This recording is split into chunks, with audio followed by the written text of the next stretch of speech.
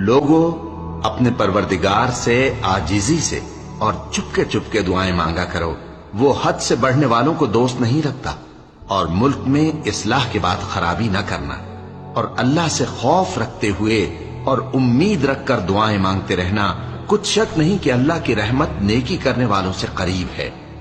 اور وہی تو ہے جو اپنی رحمت یعنی بارش سے پہلے ہواؤں کو خوشخبری بنا کر بھیجتا ہے، یہاں تک کہ جب وہ بھاری بھاری بادلوں کو اٹھا لاتی ہے تو ہم اس کو ایک مری ہوئی بستی کی طرف ہانک دیتے ہیں، پھر بادل سے بارش برساتے ہیں، پھر بارش سے ہر طرح کے پھل پیدا کرتے ہیں۔